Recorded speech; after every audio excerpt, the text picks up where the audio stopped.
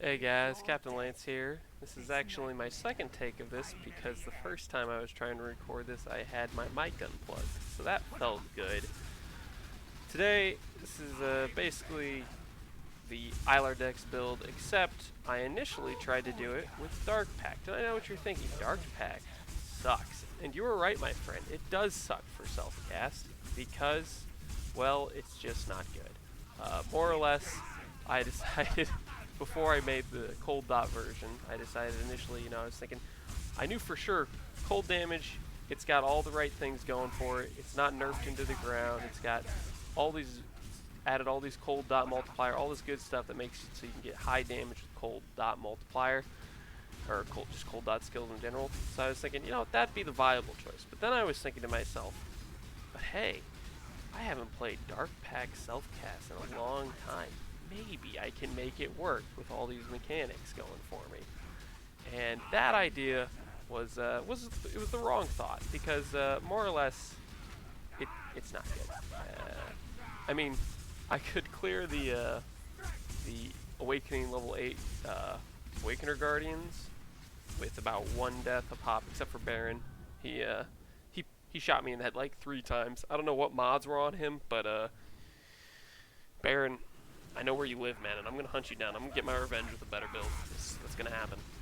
Anyways, more or less, this is just a video to show you guys what the build looked like if you instead went for Dark Pact rather than some cold dot skills.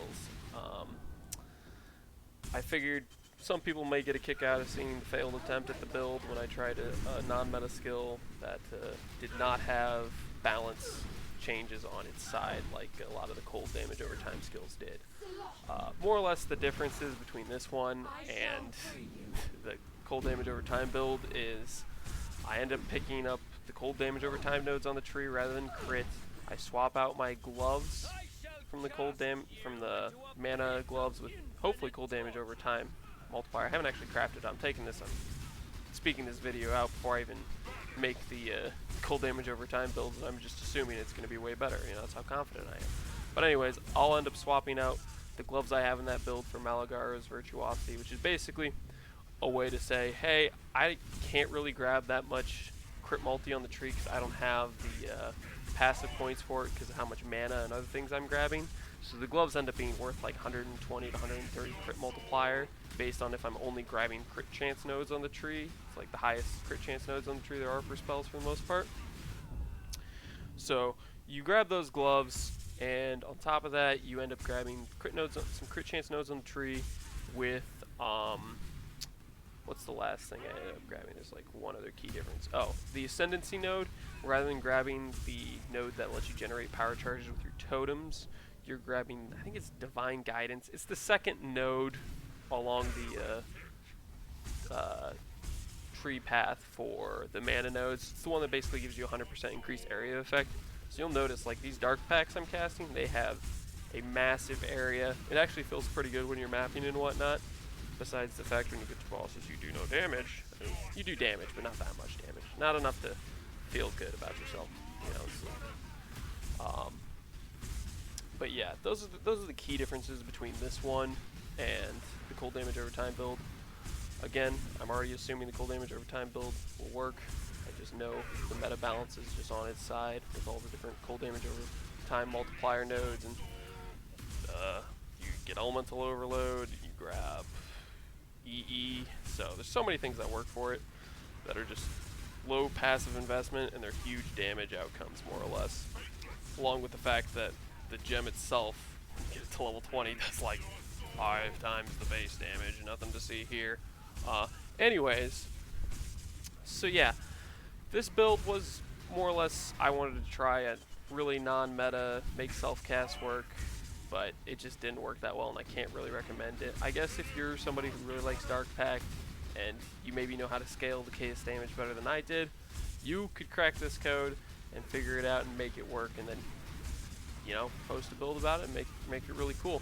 I'd love to see it, but more or less I'm just showing you the failed attempt. If you want to try to make it work yourself, best of luck to you, but I really would highly recommend going the cold dot damage over time version, or even doing a scorching ray fire damage over time multiplier. They both kind of have the same benefits of getting damage over time multiplier nodes, along with elemental equilibrium, elemental overload, all those really strong nodes that are very low passive point investments. So I'm pretty much just going to leave you with a clip here of me going through the rest of this map up to fighting Drox, the final guardian of the 4. He is, frankly, screw him. He does this little proximity ball shield around him where he doesn't take, he only takes like 10% of the damage or something, and then he just keeps that on for like the entirety of the fight, which is just so stupid. Like, I don't want to sit here for an hour just spamming my skill because this guy randomly gets this huge damage reduction, and I don't know how to stop him from having the damage reduction. Like, I go around, destroy all the flags or whatever, he still has it up. I don't exactly get how it works. It doesn't make sense to me, but more or less enjoy me just having a nice slog fest with Drox, having him one-shot me once, and then having me come back to murder him and get sweet, sweet vengeance. This is basically just been a video to show you the failed attempt at making the Aylardex build. Failed attempt because I chose a skill that does not have that much going for it, more or less.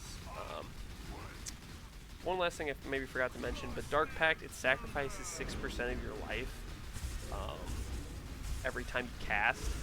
So more or less, since I'm casting 5.5 times a second, I have 1,000 to 1,100 HP degen per second on me just for me casting it a bunch, which is particularly what makes it a lot less of a surviving build in comparison to the cold dot build, because I spam that and I'm losing 1,000 to 1,100 regen on my build, which really kind of sucks to lose. Anyways, that's the gist of the character. If you guys feel like trying it out, best of luck to you. Again, I'd recommend the cold dot version or a fire dot version. That's pretty much it. You guys have a good one. I hope this recording is actually working, because I plugged in my mic and started it, and I will be very sad if I have to record this a third time. You guys have a good one.